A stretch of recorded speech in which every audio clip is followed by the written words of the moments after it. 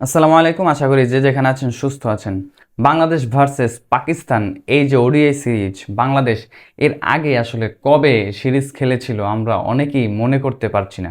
তবে বাংলাদেশ আরও 5 মাস আগে ওডিআই সিরিজটা খেলেছিল। সেই জায়গায় ওয়েস্ট ইন্ডিজের বিপক্ষে বাংলাদেশ সেই সিরিজটাও জয়লাভ করেছে। তবে এই সিরিজে পাকিস্তানের বিপক্ষে বাংলাদেশ কেমন করতে পারে, কিংবা পাকিস্তানের বিপক্ষে বাংলাদেশ দলটা কীরকমের হতে পারে, সেই সকল আলোচনায় সবচেয়ে আলোচনা হচ্ছে তামিমকে নিয়ে। তানজিদ হাসান তামিম এই দলটার সাথে 11-এ থাকবেন না, কেননা শেষ যেই ওডিআই বাংলাদেশ খেলেছে সেই জায়গায় সৌম্য সরকার এবং সাইফ হাসানকেই ওপেনিংয়ে পাঠানো হয়েছিল এবং তারা সেই জায়গাটা দখল করে ফেলেছে। ওই ম্যাচের যেই পারফরমেন্স সেটাই বলে, কেননা এক ম্যাচ যখন কোনো একটা জুটি পারফরমেন্স করে তাদেরকে পরবর্তী যেই ম্যাচ সেখানে সুযোগ দেওয়াটাই সবচেয়ে উল্লেখযোগ্য বিষয়। যদিও সেই ওডিআইয়ের পরে বাংলাদেশ 5 মাস পরে মাঠে নামবে ওডিআই খেলতে, তবে সেই পারফরমেন্সের ভিত্তিতেই মূলত এই ওডিআইতেও বাংলাদেশের শুরুর ওপেনিং লাইন আপটা দাঁড় করাবে টিম ম্যানেজমেন্ট। তবে সেই ম্যাচে আসলে বাংলাদেশ কীরকমের পারফরমেন্স করেছিল, সাইফ সৌম্যরা কীরকমের পারফরমেন্স করেছিল যে তামিমকে আসলে সুযোগটা দেওয়া যাচ্ছে না।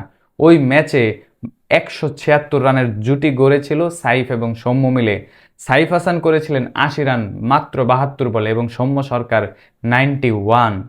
দুজনেরই 176 রানের পার্টনারশিপ এবং সৌম্য যেই 91 করেন সেটাও 86 বলে।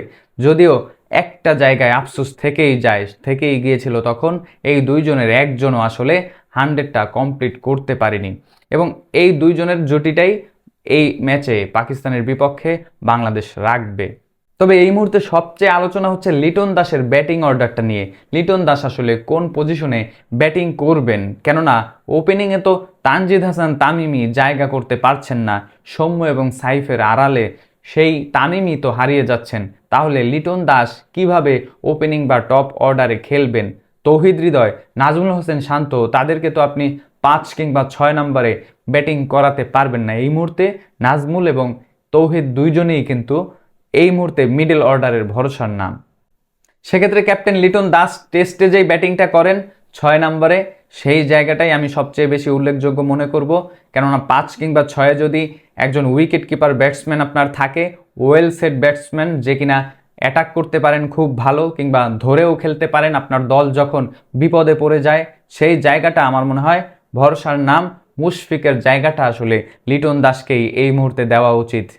যেভাবে তিনি খেলেন, মোনালিসা আঁকেন, যদিও তার সেই পারফরমেন্সে আমরা সেভাবে দেখতে পারি না, তবে টেস্টে কিন্তু এই 5 নম্বর পজিশনে খুব ভালোভাবেই ব্যাটিংটা করতে পারেন লিটন দাস এবং ওডিআইতেও সেই জায়গাটা দেওয়া উচিত এই মুহূর্তে, যেহেতু টপ অর্ডারে লিটন দাসের আসলে জায়গাটা হবে না, হওয়ার কথাও নয়। সেক্ষেত্রে পুরানো বলে লিটন দাস খুব ভালোভাবেই টেস্টে ব্যাটিংটা করেন, এই জায়গাটা সবচেয়ে বেশি উল্লেখযোগ্য। বলটা যখন পুরনো হয় লিটন দাস তখন আসলে চালিয়ে খেলতে পারেন, যখন বলের এক্সট্রা মুভমেন্ট কিংবা সিম অফ দ্য মুভমেন্ট সুইংগুলো শেষ হয়ে যায়, তখন বলটা পুরনো হয়ে যায়, সেই জায়গায় লিটন দাস অ্যাটাকিং খেলতে পারেন। এই জায়গাটা বিবেচনা করেই 5 নম্বরে দেওয়া উচিত এই মুহূর্তে।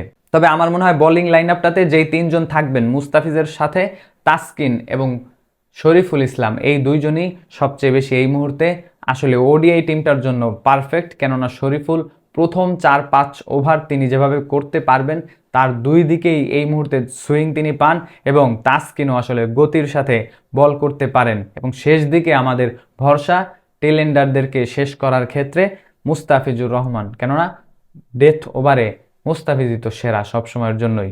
এবং সবচেয়ে উল্লেখযোগ্য লেগ স্পিনার রিশাদ হোসেনকে নিয়ে। রিশাদ হোসেনকে এখন আপনি যেই দলটাই গঠন করেন, সবচেয়ে ওডিআই কিংবা টি-20তে এই দল দুইটাতে আসলে তাকে আপনি রাখতেই হবে। একজন লেগ স্পিনার আপনার দলে থাকা মানে আপনার দল যে কোনো সময় বোলিং লাইন আপটাতে মোড় ঘুরিয়ে দিতে পারে। সেই জায়গায় রিশাদ হোসেন চমৎকার পারফরমেন্স করে আসছেন বিগ ব্যাশ লিগে এবং বিপিএলটাই তিনি খেলেননি, যেখানে তিনি বিগ ব্যাশটাকে বেছে নিয়েছেন এবং বিগ ব্যাশে তার দলের হয়ে হোবার্টসের হয়ে তিনি চমৎকার পারফরমেন্স করেছে।